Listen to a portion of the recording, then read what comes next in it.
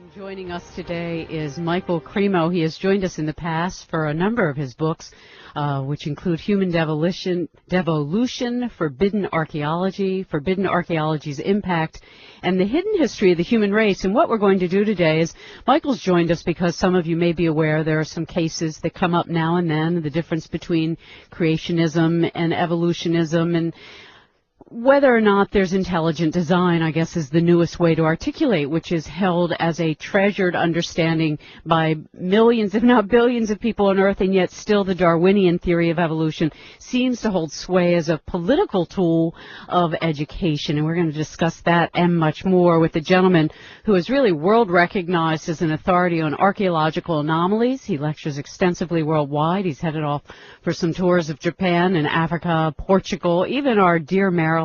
And Michael, always a pleasure to spend time with you. Great to be with you again, Zohara, and all your listeners. Well, thank you so much. Well, look, we were last together a couple of years ago, and we took a straight-on look at your work, Human Devolution, a Vedic alternative to Darwin's theory. Maybe we can start there. If you could sort of give us the big picture of these two camps or way of looking at the world. Well, I called my book Human Devolution a Vedic alternative to Darwin's theory, but even though I called it a Vedic alternative based on ancient India's Sanskrit writings, I realized that the Vedic alternative is part of a larger spiritual family of alternatives to Darwinism, with roots in all the world's great spiritual traditions, which I deeply honor and respect. So I'm not taking a sectarian or position where I'm saying only I have the truth and nobody else does. But I think what we do have is, on the one side, we have the Darwinists who are proposing that life as we know it, including human life, is the process of a purely materialistic process of evolution that began on Earth a couple of billion years ago when chemicals, combined to form the first living thing. And after those chemicals combined to form that first living thing, they say that first living thing began to reproduce and modify until billions of years later you have human beings walking around.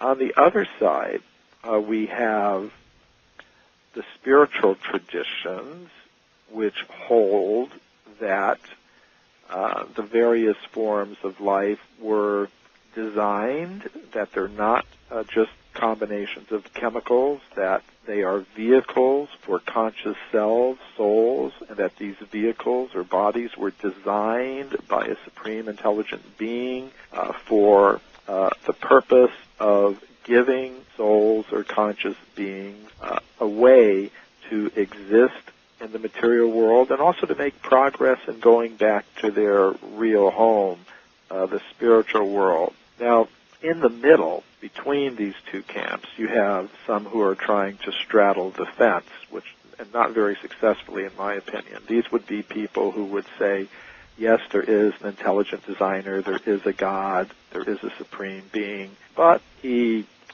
created the forms of the living things by evolution. And there are a couple of problems I see with that position. One is God never said he did it that way. If you look at any of the great scriptures of the world, the Bible, the Quran, the Vedic literature, the traditions of tribal peoples throughout the world, you'll never see that God said he did it that way. And plus, there's a lot of scientific evidence that contradicts, the Darwinian theory of evolution. So I think those in that middle camp who are trying to straddle the fence, so to speak, are in a very uncomfortable position. And I'm very much in favor of the position that a supreme intelligent being, an intelligent designer, designed the bodies of living things in the beginning as vehicles for souls. Well, and I think as I recall in one of our discussions, you likened it to our being more like fallen angels than, evolving apes.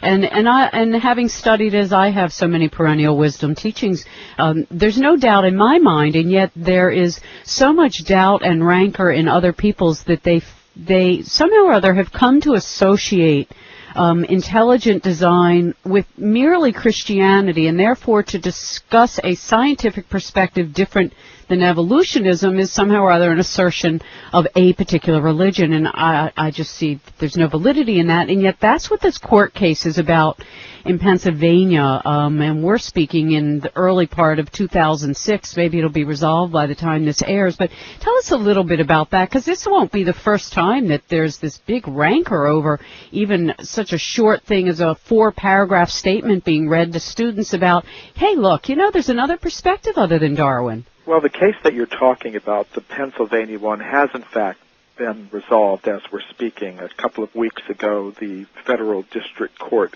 judge in that case ruled in favor of the evolutionist who had been opposing the introduction of alternatives in the education system. So I think that you're right that many people, including federal district court judges, think that when intelligent design is brought up, it's just covered Christianity, fundamentalist Christianity. And I think that shows an incredible lack of knowledge about this position, which is held by people of many different faiths. For example, although I have a great deal of respect for Christianity in all of its forms, I myself have chosen another path which has its roots in Hinduism, the ancient Sanskrit writings of India, and those of us who follow that path also believe in an intelligent designer who has designed this world, who has designed the living forms in it. We think there's an incredible amount of evidence for that, in addition to the evidence that's there in the scriptures as well. It's also a position that's held by Islamic people. There are Islamic people who accept an intelligent designer and creator. There are people from Native American traditions. Well, and do you think that, Michael, some of it comes down to either you believe in a spiritual body of wisdom that applies to our spiritual beingness, or you only believe in the mechanical sciences? But even then, and maybe we should turn our attention to a moment, because I think where your work and when you've worked with others, just a remarkable display of scientific evidence that, no, folks, we didn't evolve from apes. So let's take a little bit of time while we have a chunk of it to address some of the scientific evidence. If someone in the audience is going, well, I don't think I have a soul either, and I don't believe that I'm evolving, and I don't think that we're headed back to spiritual beingness, and I don't think, Earth is a classroom. Let's talk about what you have found as you actually did, I guess one could call it the archaeology of archaeology. Yes, well, this goes back to my book, Forbidden Archaeology, which presents archaeological evidence that contradicts the Darwinian theory of human evolution. Because that's what most people are interested in. I think that's what the debate is really about, human beings. Other forms of life are also interesting, but even many Darwinists say that the evolution of humans is their best case, for evolution. So I thought, well, let me look at their so-called best case and let's see the evidence for it.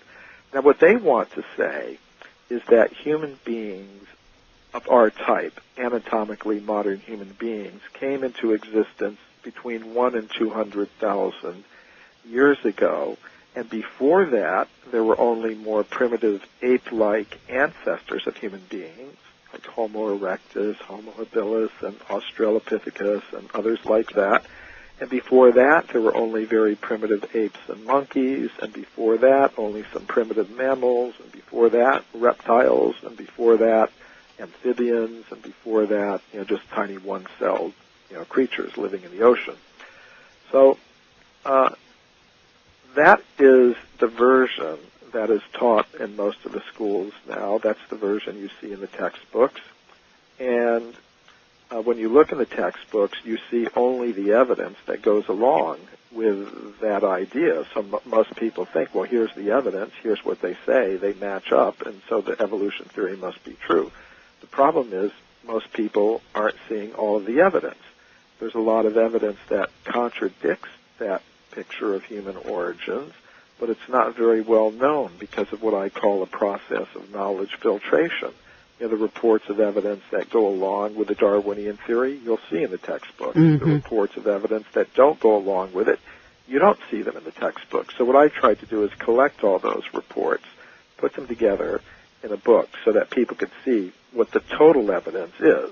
And I think when people see the total evidence, then they'll be willing to raise some questions about what they're now being told. And this evidence that I gathered together in Forbidden Archaeology consists of reports of anatomically modern human skeletons, anatomically modern human footprints, and artifacts of the kind that archaeologists normally attribute to human beings like us that go back millions of years. And then, as I recall, wasn't those balls were like 2 billion years old? Well, yes, there were some round metallic objects that have been found by miners in South Africa.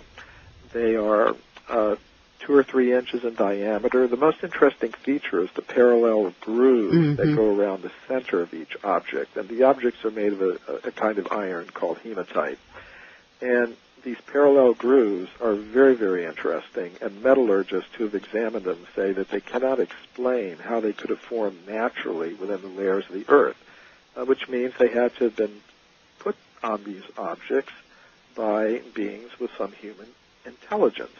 And of course, I suspect layers of rock that go back 2 billion years. Well, and I was going to say, and I suspect there's some people on a far edge of everything who would say, well, maybe it's extraplanetary intervention or visitation. But I want to step back for a moment because it boggles the mind that such a simple issue as introducing to students an opportunity to consider some of these facts, and that these facts would support another alternative to evolution, is so disconcerting. So I want to return to your mention of the knowledge filter. What are they so afraid of? Well, I think there's a lot of reasons, but fundamentally I think it has to do with power. There are various kinds of power in this world. There's political power, there's military power, there's economic power. There's also intellectual power. It's a very subtle power, but a very real one. And those who possess it have the ability to set a direction, for a nation, for a people, for actually our whole worldwide human civilization. Or if I can interrupt you for a second, or tenure for professors and lineages of journals. Well, look, we're going to take a little break, and then we'll be right back. I'm Zohara Hieronymus, and you're listening to Future Talk.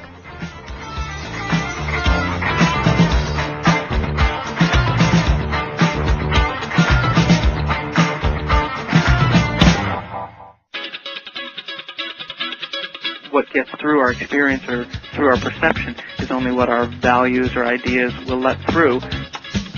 Welcome to Future Talk. I'm Zohara Hieronymus, and online with us today is Michael Cremo, Cremo. You can find him online. And Michael, which do you prefer? There are a number of ways to find you online. Well, people can go to my personal website, mcremo.com, mcremo.com, and they can find everything about my work there. There are also some special websites. I saw one for humandevolution.com and forbiddenarchaeology.com. But to be simple, folks, go to mcremo, Cremo.com. Now, before the break, we were talking about, I asked you why so many scientists seem afraid of exploring what I consider the scientific facts, not just spiritual lineages of intelligent design, and you were saying that there's all kinds of powers and that power is part of it. So can you continue on that? Yes, Zohara. I think power is one of the reasons that they're resisting. We see that people who have power don't like to give it up very easily. For example, if one political party has a monopoly on the political life of the country, it doesn't want to give up its position. If one corporation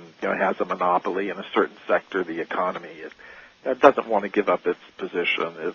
So similarly, if one party within the scientific world has a monopoly in the education system and the scientific institutions, as the Darwinists now have, then I think it's natural they don't want to give up that position. I think it's natural that they will even use the agencies of the government, like the judicial system, to enforce their monopoly. But I think the American people are starting to wake up to that's not such a good idea. Well, and I think the vast numbers of people worldwide think it's ludicrous. So it really is a particular almost illness germane to Western education. So I want to come back again to this knowledge filter and sort of double standards that happen in the scientific community. I still want to just keep sort of pushing your button of power's one thing, but ideas are another. Are you saying that if we accept that there's intelligent design, then all of a sudden it makes us more responsible maybe for our conduct on Earth? Maybe people can't just sort of excuse their lives away. Well, I think that's one thing. I think also the focus on matter keeps people very much involved in material production and consumption, and that generates a lot of wealth, and I think a lot of it flows into the pockets of the scientists who are inventing the drugs and the weapons and the consumer products, the corporations I see what you're saying. sell all over the world, and that gets them a lot of profits, and the governments get a lot of tax money from it. And I suspect also, would you think another piece of it is if you don't believe in an eternal soul, that you have a lot of fear over holding onto everything you can get in the material world? Yes, I think that's possible. So I think it is, on one level, an intellectual question, a scientific question that can be discussed, dispassionately, and just in terms of facts, are they right or wrong? But but rarely do we find that any human endeavor is free from various other kinds of motivations, and I think the motivations that underlie the extreme, almost fanatical resistance that scientists have, many scientists, I'm going to say many because not all of them are like that, but many of them have a very fanatical, fundamentalist type of resistance to alternatives to Darwinism that is very, very striking. And I think there's more to it than just the facts, whatever they may turn out to be. And when you wrote Forbidden Archaeology's Impact, which was really a collation of all the responses to your work, Forbidden Archaeology, what were the most prevalent ones, if you could put them into categories? Well, there were a few reactions because actually the scientific world is not monolithic. There were many, of course, who completely opposed what I was doing. They were very upset with me. They were very. They didn't want me to speak anywhere. They tried to block me from giving lectures at universities and appearing on television programs and things of that sort. But then there is another group who support the Darwinian theory, but are a little more open-minded and willing to consider alternatives. And I think they are the majority of scientists, actually. But those who are in the positions of power and decision-making tend to be of the very fundamentalist Darwinist type. So you have this middle group who are very open-minded, and they've invited me to speak at many scientific conferences and scientific institutions around the world, such as the Royal Institution in London, the Russian Academy of Sciences in Moscow, other scientific institutions around the world. And they're willing to listen to alternatives, which I think is very important, because if ideas are going to change, the first thing is they have to be willing to listen. Then there's a third group, which actually agree with me. And they're small in number now. They're a minority within the scientific world. Well, look, can you hold that thought? And when we come back, you can tell us a little bit more about the group who says, all right, not only do we agree with Michael Cremo that there's intelligent design, but this is why. And you're listening to Future Talk, so stay tuned for more.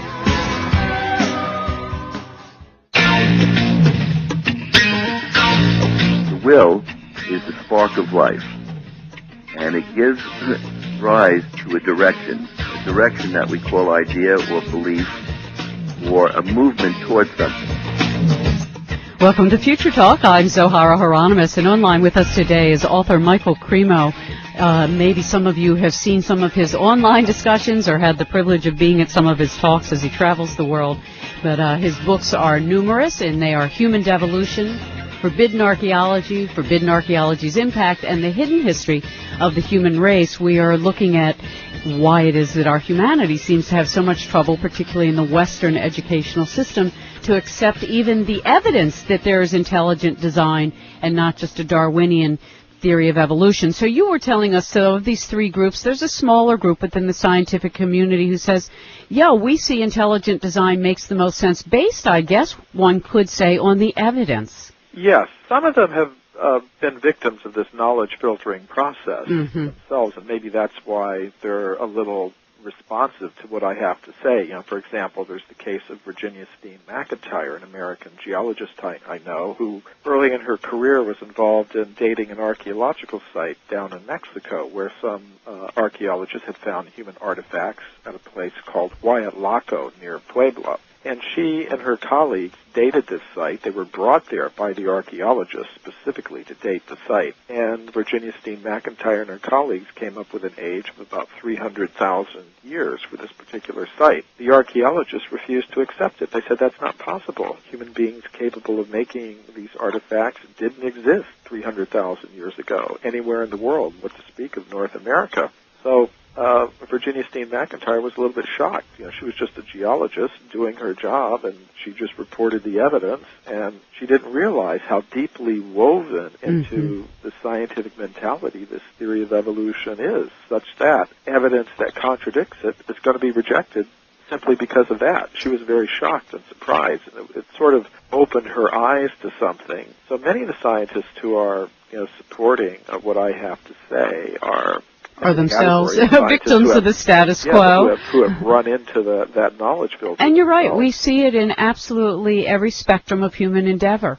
And this program has covered a great deal of this kind of suppression of information that really makes people independent. And I think for myself, when I look at the battle you've waged on behalf of the Almighty Creator and the fact that we are all part of this intelligent design and kind of re-arising into our awareness of it, is that there are a lot of people who I think seem to have trouble appreciating that we are multidimensional beings, and they'd like to think you're born and you die and that's it. Well, I think you're right about that, which is why in the approach that I take, I say before we even ask, these questions like where did human beings come from and where did life come from, things like that, we should first of all ask what is a human being? And what is the purpose of a human? Yes, and I think that has to do a lot with the fact that most people just assume, we're a combination of matter, that's all we are, and therefore, what's to think about? I think if we actually look at all of the evidence that comes to us, from science, we're going to see, that a human being is much more than a combination of chemicals. I think there's scientific evidence for a mind element, a subtle mind element that can act in ways that we really can't explain, by our current laws of physics that just deal with ordinary matter. I think there's a lot of evidence for extrasensory perception, psychokinesis, the ability of mind to move matter and things like that. And then beyond that, there's evidence for a conscious self that can exist completely apart from the body. I mean, that evidence comes from medical reports of out-of-body experiences, of reincarnation memories, and things of that sort. So I think when we look at all of the evidence, we see that a human being is much more than a combination of chemicals. Chemicals are there, that's part of what a human being is, but beyond that, there's a subtle mind element. Beyond that, there's a conscious self. You can call it spirit if you like. And when we take it all into account, I think it becomes very clear that we didn't evolve from matter, rather we devolved or came down from a level of pure consciousness or spirit. Well, I'll tell you what, we're going to take our last break, and then we'll come back, and maybe we'll talk specifically about our descent into matter, and as I like to think, our ascent back into spirit, and maybe we're at the bottom and on our ascent back up, and that's why things are becoming clearer to the public. Our guest is Michael Cremo, and you're listening to Future Talk.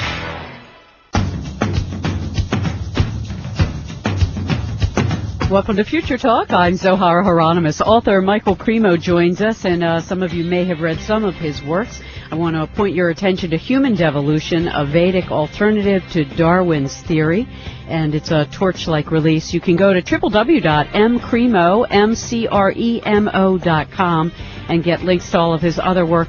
So coming back then to the theory of devolution versus evolution, explain to us sort of in a nutshell what you've described in these volumes of work. Well, I've described that we don't evolve up from matter, as we're now being told. Rather, we've devolved or come down from a level of the cosmos that is dominated by the element of pure consciousness or spirit. We were talking a little bit earlier about how there's a lot of scientific evidence that a human being is not just a combination of ordinary matter, but is a combination of matter, mind, and consciousness or spirit. And to me, that suggests that we live in a multi-level cosmos, where at each level a certain element dominates, and that level is inhabited by beings adapted to the conditions at that level. So now we find ourselves in the level of the gross material elements, and we find that level is inhabited by beings adapted to the conditions there. But beyond that, there is a level of the cosmos dominated by the subtle mental elements.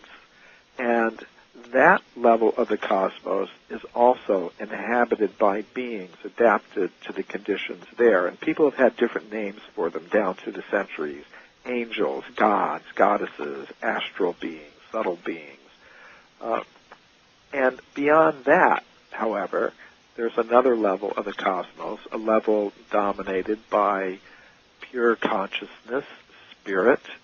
And one thing we notice about consciousness, it's individual, it's personal. I have my consciousness, you have your consciousness, each of your listeners has his or her consciousness.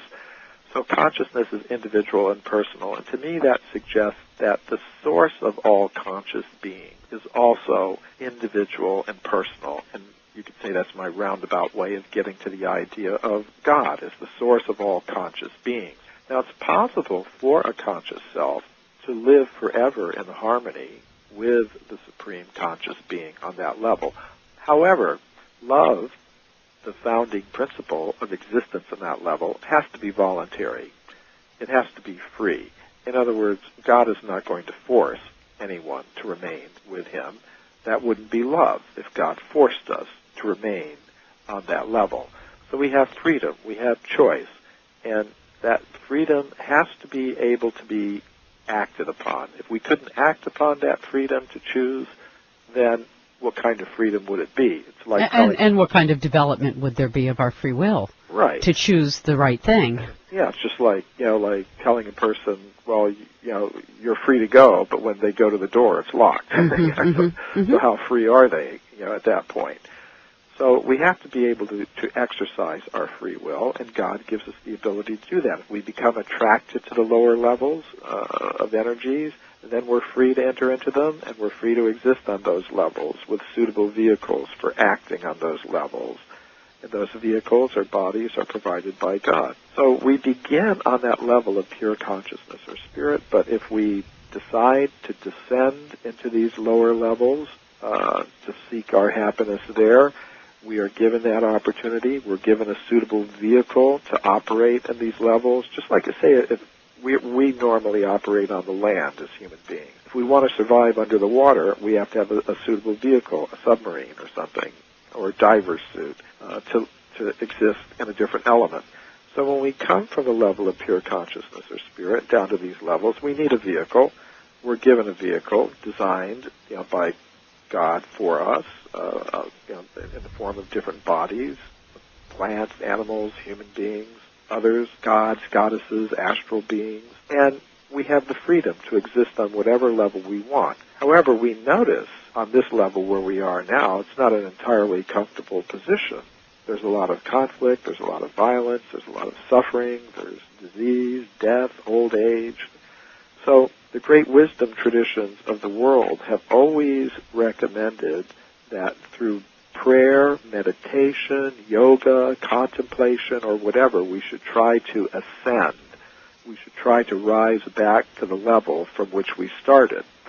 And this is not something that's the property of any sectarian religion. This is the common spiritual heritage of humankind. these processes of prayer and meditation and yoga and contemplation that are there in the great wisdom traditions of the world are sort of like the techniques that a geologist would use to extract gold, for example, from its ore, where it's mixed with other less valuable elements. Well, and those all seem to invigorate the soul's presence in the body. And you mentioned love, which seems to be this discretionary option we have to either be selfish or selfless, to contract and have fear, or to be expansive and have love. But I want to jump ahead, if you don't mind, because we're almost out of time. So why now? I mean, here you've written this extraordinary book. I mean, I think it's the finest on the subject that the earth has yet in English.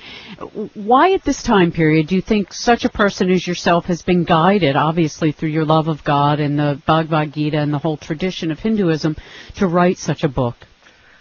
Well, I don't think I'm alone. I think I'm a part of a whole, group of people, of researchers and spiritualists and people who are moving in that direction. I think also the people like yourself who are making this knowledge available to people through the media are very important. So I think there are a lot of us who are moving in this direction. I think we have a perhaps a common impetus.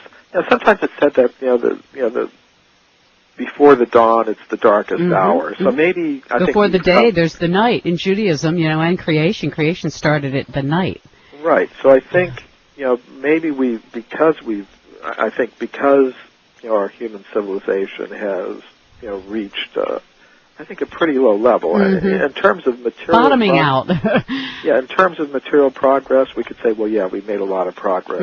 We've got computers, but what do people use their computers for? Right. I mean, it's the biggest thing on the internet is pornography. Right. We've made a lot of progress in medicine and science, but what are they using it for? To develop biological and chemical weapons and well, and it's interesting because I've always sort of commented, looking at it from a broad scale of world affairs, is either we have a life economy or a death economy. And it's interesting, when you're a materialist, you have a death economy, and when you believe in the soul, you tend towards giving the body to life. Anyway, we're going to take our last break of the hour, and then we'll come back. Our guest, Michael Cremo, please find him. Go online, www.mcremo.com.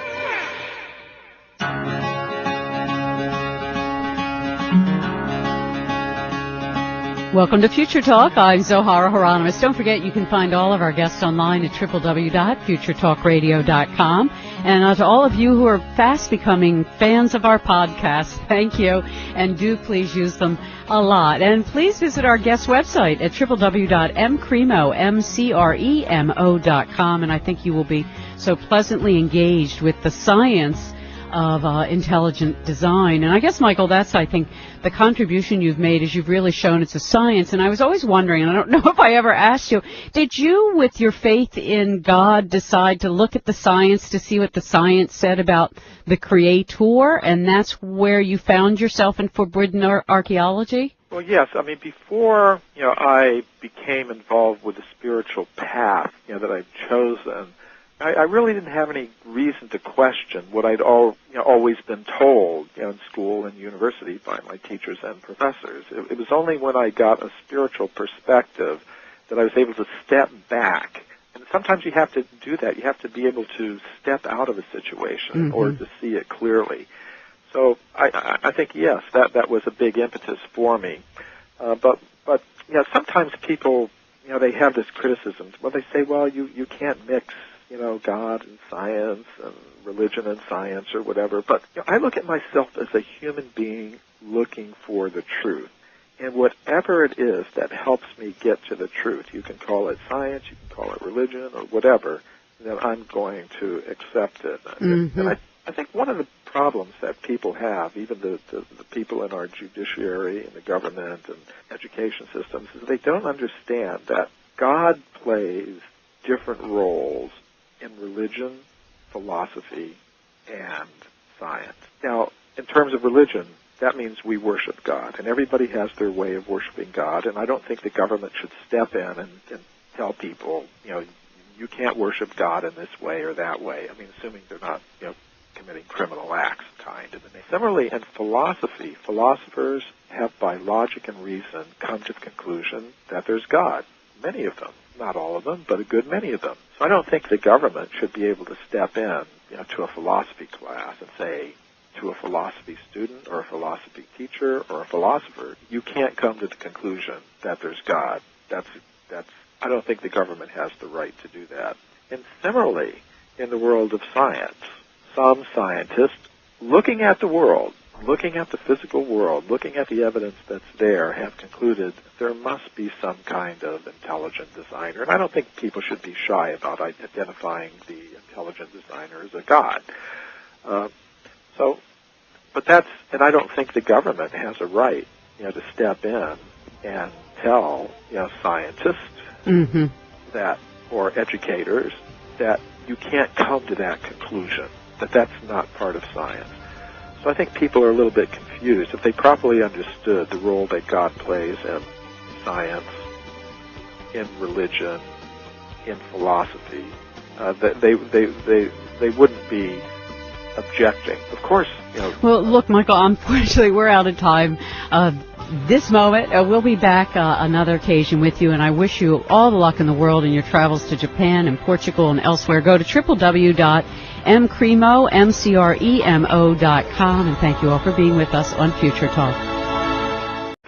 Evolution that began on Earth a couple of billion years ago when chemicals, combined to form the first living thing, and after those chemicals combined to form that first living thing, they say that first living thing began to reproduce and modify until billions of years later you have human beings walking around. On the other side, we have the spiritual traditions which hold that the various forms of life were designed, that they're not just combinations of chemicals, that they are vehicles for conscious selves, souls, and that these vehicles or bodies were designed by a supreme intelligent being for the purpose of giving souls or conscious beings a way to exist in the material world, and also to make progress in going back to their real home, the spiritual. And joining us today is Michael Cremo. He has joined us in the past for a number of his books, which include Human Devolution, Forbidden Archaeology's Impact, and the Hidden History of the Human Race. And what we're going to do today is, Michael's joined us because some of you may be aware there are some cases that come up now and then, the difference between creationism and evolutionism, and whether or not there's intelligent design, I guess, is the newest way to articulate, which is held as a treasured understanding by millions, if not billions, of people on Earth, and yet still the Darwinian theory of evolution seems to hold sway as a political tool of education. And we're going to discuss that and much more with a gentleman who is really world recognized as an authority on archaeological anomalies. He lectures extensively worldwide. He's headed off for some tours of Japan and Africa, Portugal, even our dear Maryland. And Michael, always a pleasure to spend time with you. Great to be with you again, Zohara, and all your listeners. Well, thank you so much. Well, look, we were last together a couple of years ago, and we took a straight-on look at your work, Human Devolution, a Vedic alternative to Darwin's theory. Maybe we can start there. If you could sort of give us the big picture of these two camps or way of looking at the world.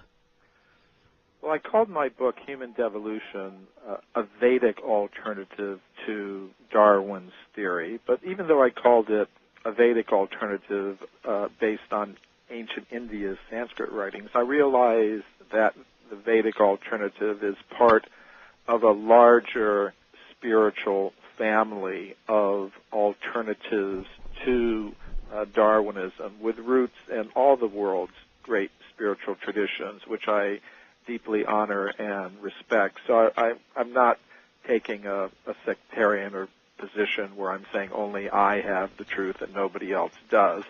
But I think what we do have is, on the one side, we have the Darwinists who are proposing that life as we know it, including human life, is the process of a purely materialistic process of the world. Now, in the middle, between these two camps, you have some who are trying to straddle the fence, and not very successfully, in my opinion. These would be people who would say, yes, there is an intelligent designer, there is a God, there is a supreme being, but he created the forms of the living things by evolution. And there are a couple of problems I see with that position. One is God never said he did it that way. If you look at any of the great scriptures of the world, the Bible, the Quran, the Vedic literature, the traditions of tribal peoples throughout the world, you'll never see that God said he did it that way. And plus, there's a lot of scientific evidence that contradicts, the Darwinian theory of evolution. So I think those in that middle camp who are trying to straddle the fence, so to speak, are in a very uncomfortable position. And I'm very much in favor of the position that a supreme intelligent being, an intelligent designer, designed the bodies of living things in the beginning as vehicles for souls. Well, and I think as I recall in one of our discussions, you likened it to our being more like fallen angels than, evolving apes. And having studied as I have so many perennial wisdom teachings, there's no doubt in my mind, and yet there is so much doubt and rancor in other people's that they somehow or other have come to associate intelligent design with merely Christianity, and therefore to discuss a scientific perspective different than evolutionism is somehow or other an assertion of a particular religion, and I just see that there's no validity in that, and yet that's what this court case is about in Pennsylvania, and we're speaking in the early part of 2006. Maybe it'll be resolved by the time this airs, but tell us a little bit about that, because this won't be the first time that there's this big rancor over even such a short thing as a 4-paragraph statement being read to students about, hey, look, there's another perspective other than Darwin. Well, the case that you're talking about, the Pennsylvania one, has in fact been resolved as we're speaking a couple of weeks